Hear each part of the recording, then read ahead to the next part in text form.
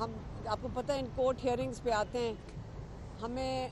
Law کی details یا technical چیزیں تو اتنی زیادہ نہیں پتہ، ہمیں صرف یہ پتہ ہے کہ ہم اس لیے پیش کیے جاتے ہیں کہ ہم ان سے مانگ رہے ہیں کہ ہماری بیل کنفرم کر دیں۔ تو ہر دفعہ جب ہم آتے ہیں، اب ہم سال تو ہمیں ہو گیا آتے ہوئے، 7 سال سے یہ کیس چل رہا ہے، تو عام طور پہ جو انویسٹیگیشن آفیسر ہوتا ہے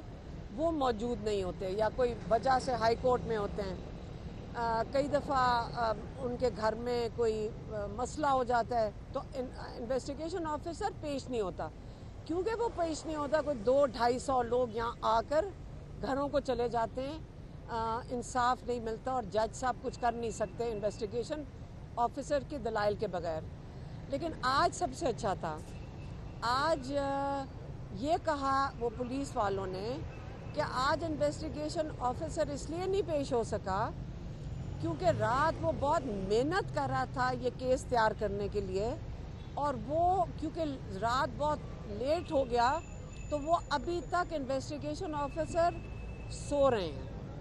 اس وقت آپ پھر یہ پلیز بتا دیں، پولیس نے ابھی جج کو کہا ہے کہ انویسٹیگیشن آفیسر سو رہے ہیں، اس لیے ہم ساروں کو جو بیل کے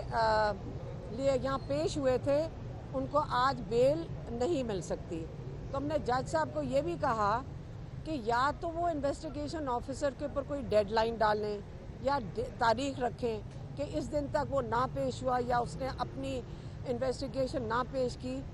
تو وہ اس کو یا سسپینڈ کریں۔ مجھے نہیں پتا لاء کیا کہتا ہے، لیکن آخر کار اس کی بھی تو کوئی پیشی ہونی چاہیے، اس کی بھی تو کوئی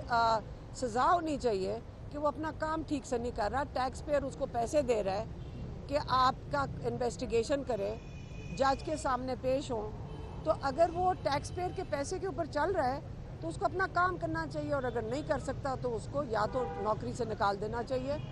یا جج صاحب کو ہم نے کہا یا اس کو جیل بھیج دیں یا ہمیں جیل بھیج دیں، کیونکہ جج صاحب نے پوچھا کہ کیا آپ کا خیال ہے میں یہاں انصاف دینے آیا ہوں،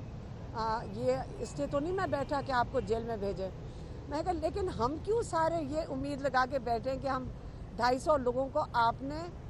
جیل میں ڈالنے کے لیے آئے ہیں، تو لیکن ہم تیار ہیں، آپ بس انویسٹیگیشن مکمل کریں اور جو آپ فیصلہ کرنا چاہتے ہیں ہمیں قبول ہے۔ لیکن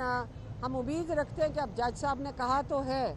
کہ وہ انویسٹیگیشن آفیسر کو بلا کر اس کے اوپر کوئی ڈیڈ لائن ڈالیں گے کہ اگر اس دن تک نئی انویسٹیگیشن ہوئی تو وہ ہمیں بیل دے دیں۔ تو انشاءاللہ اسی کی امید رکھی ہوئی ہے کہ انصاف ملے گا جس جج صاحب سے۔ میڈم یہ بتائیے گا کہ آج آپ نے عمران خان کے انداز میں گفتگو کی ہے کمرہ عدالت میں، آپ نے یہ بھی کہا کہ 2 گھنٹے آپ کو وہاں پہ بٹھائے رکھا، تفتیش ہوئی، اس 2 گھنٹے میں کیا تفتیش ہوئی آپ سے؟ بس انہوں نے یہ جو ڈی آئی جی تھے اس اور ایک وہ کیا ہوتی ہے SSP انوش تھی، یہ اس میں تھے، اور میرے خیال میں اور کوئی ایجنسیز کے لوگ بیٹھے تھے، تو ہم وہاں گئے تھے، وہاں لکشمی چوک کون سی جگہ ہے جہاں ہم گئے تھے،